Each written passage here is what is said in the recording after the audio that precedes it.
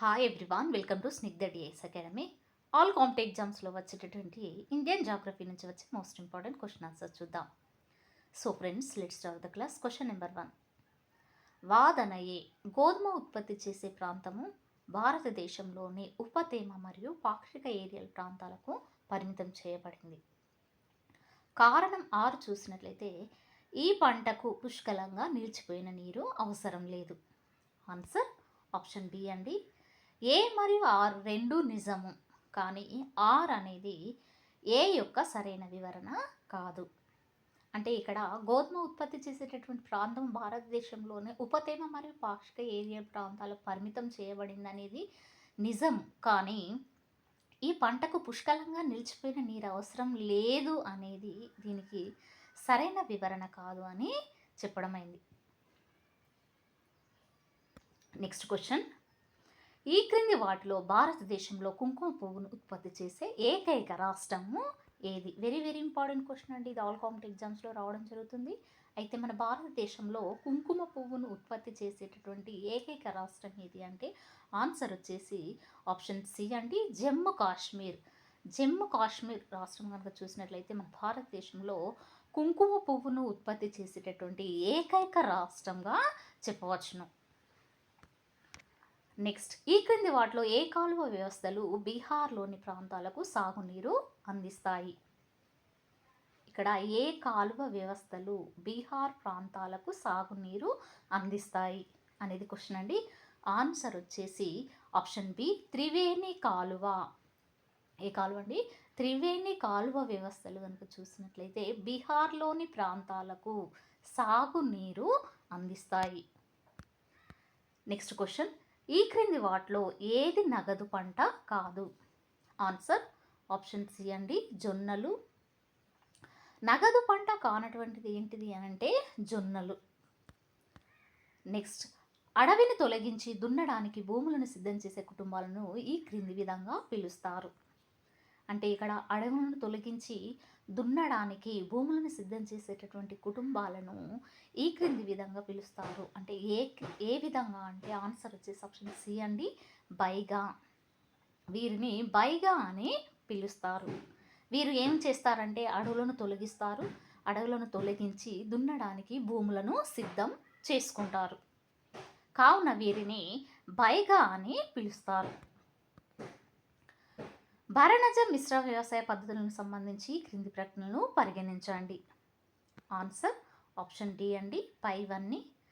ఇవి ఏంటంటే భరణజాలో 12 లేదా కొన్నిసార్లు అంతకంటే ఎక్కువ పంటలు అంతర పంటగా ఉంటాయి. నెక్స్ట్, తృణధాన్యాలు, కాయధాన్యాలు, కూరగాయలు, తీగలు మరియు వేరు కూరగాయల కలయికతో పండిస్తారు.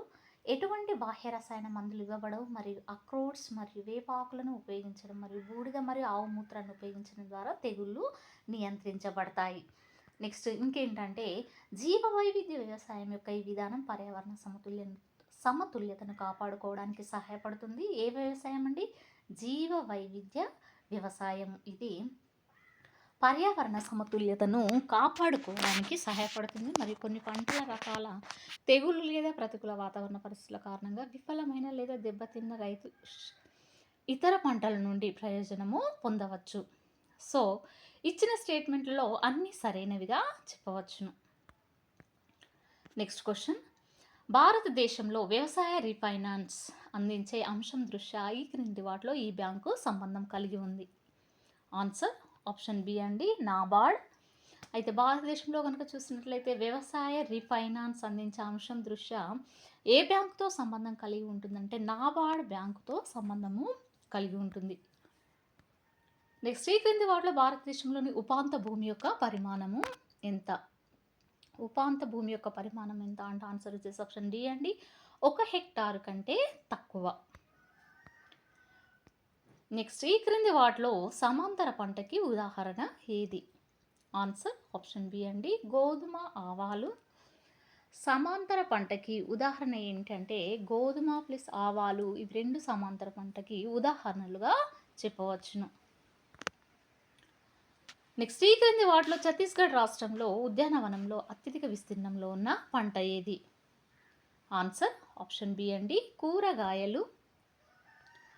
అంటే ఛత్తీస్‌గఢ్ రాష్ట్రంలో గనుక చూసినట్లయితే ఉద్యానవనంలో అత్యధిక విస్తీర్ణంలో ఉన్నటువంటి పంట ఏంటి అనంటే కూరగాయలు. ఈ కూరగాయలు అత్యధిక విస్తీర్ణంలో ఉంటాయి. Next question. ఈ క్రింది వాటిలో ఏది సేంద్రియ ఎరువుతో సంబంధం కలిగి ఉంది? ఆన్సర్ ఆప్షన్ డి అండి. పైవన్నీ వెరీ వెరీ ఇంపార్టెంట్ క్వెషన్ అంటే అయితే సేంద్రియ ఎరువుతో సంబంధం కలిగి ఉన్నటువంటిది ఏంటిది అనంటే వర్మి కల్చర్, కంపోస్టింగ్, జంతువుల విసర్జన, ఆవు పేడ, మూత్రం మరియు మొక్కల వ్యర్థాలు ఇవన్నీ సేంద్రియ ఎరువుతో సంబంధాన్ని కలిగి ఉంటాయి. Next question. ఈ క్రింది వాటిలో పంట మరియు పంట రకానికి సంబంధించి ఏది సరిగ్గా సరిపోలలేదు?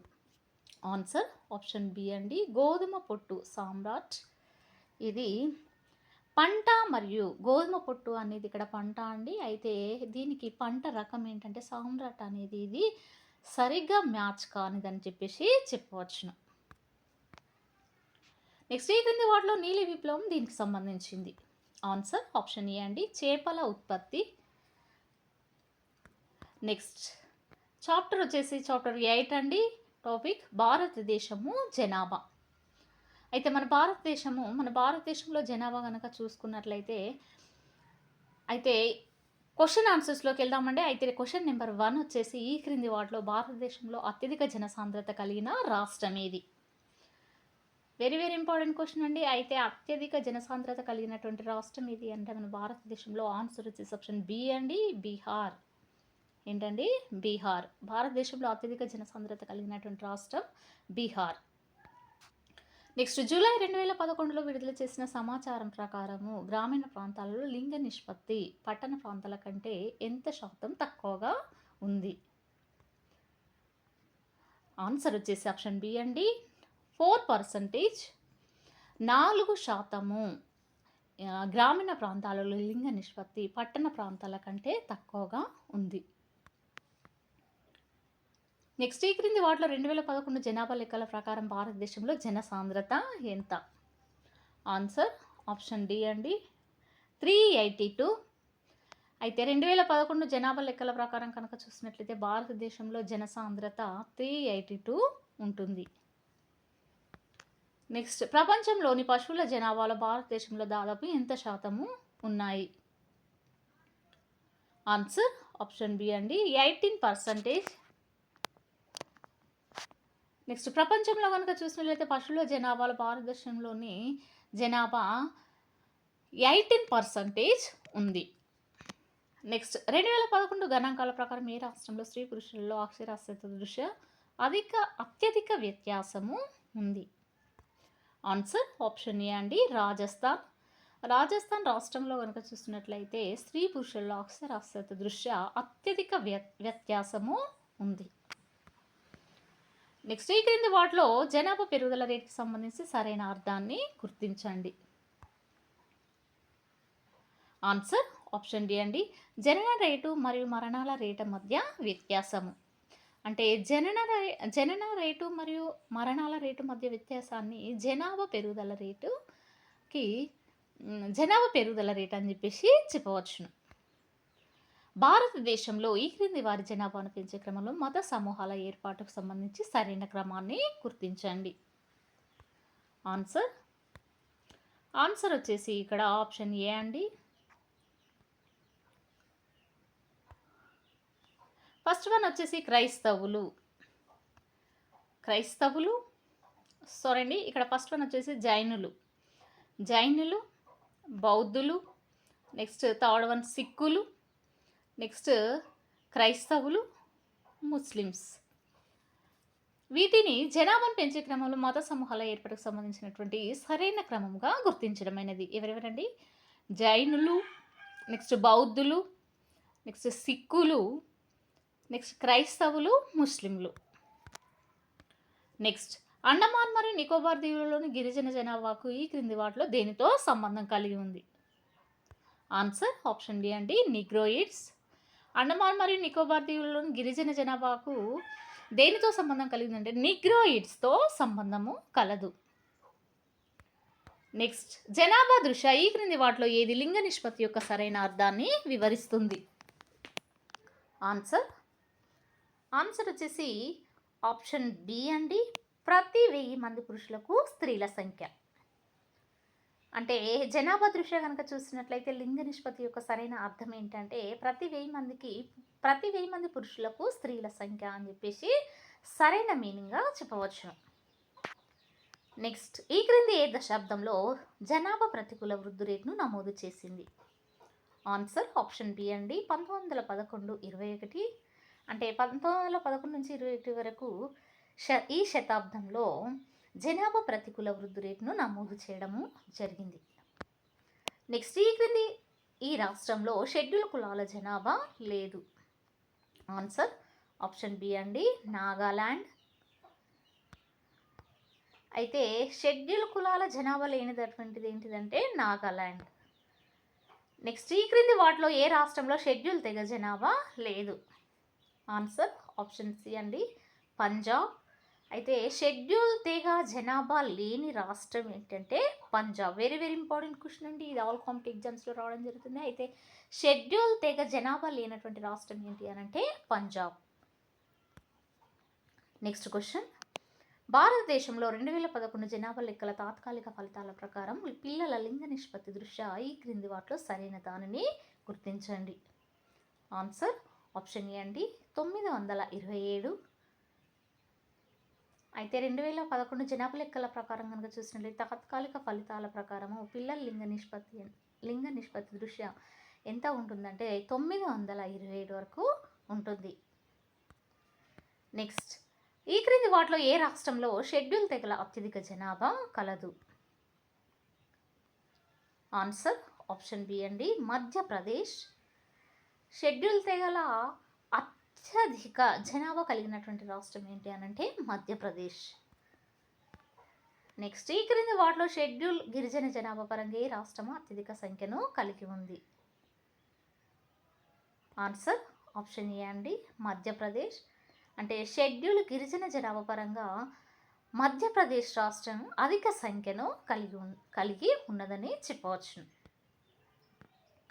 నెక్స్ట్, 2001 జనాభా లెక్కల ప్రకారం 1991, 2001 మధ్య సగటు వార్షిక వృద్ధి రేటు దాదాపు ఈ క్రింది విధంగా ఉంటుంది.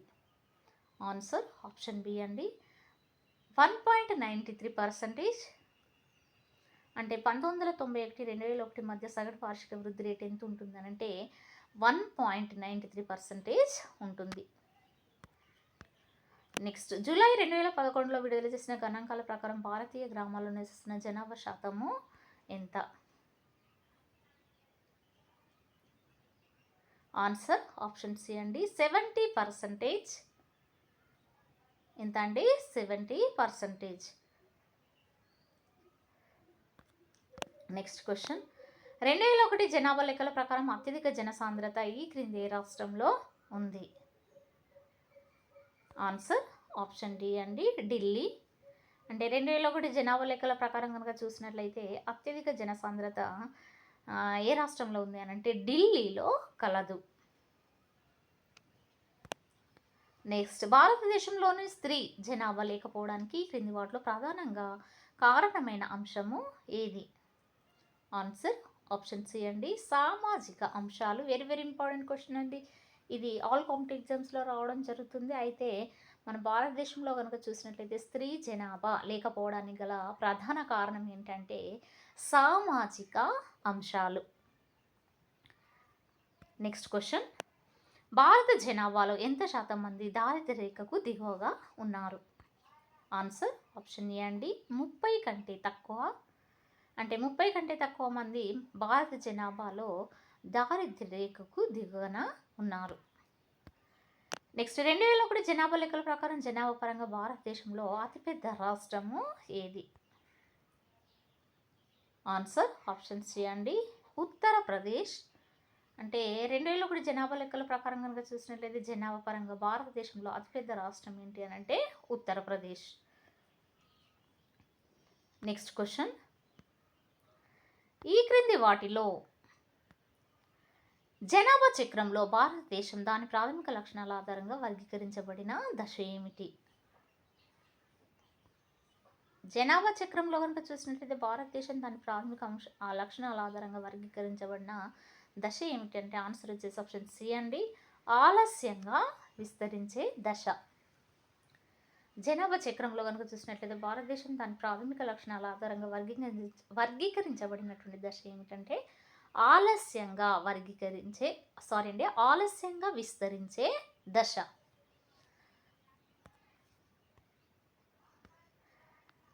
వెరీ వెరీ ఇంపార్టెంట్ క్వశ్చన్ అండి. ఇది ఆల్ కాంపిటేటివ్ ఎగ్జామ్స్లో రావడం జరుగుతుంది. అయితే ఈ విధంగా అడగవచ్చు, జనాభా చక్రంలో భారతదేశం దాని ప్రాథమిక లక్షణాల ఆధారంగా వర్గీకరించబడిన దశ ఏమిటి అని అడగొచ్చండి. అయితే ఆన్సర్ వచ్చేసి ఆప్షన్ సి అండి. ఆలస్యంగా విస్తరించేటటువంటి దశను ఏమంటారంటే జనాభా చక్రంలో భారతదేశం దాని ప్రాథమిక లక్షణాల ఆధారంగా వర్గీకరించబడిన దశ అని చెప్పేసి చెప్పవచ్చును. సో ఫ్రెండ్స్, ఇది ఈ రోజుకు సంబంధించినటువంటి క్లాస్. మీకు నచ్చినట్లయితే లైక్ చేయండి, షేర్ చేయండి, సబ్స్క్రైబ్ చేయండి. Thank you very much.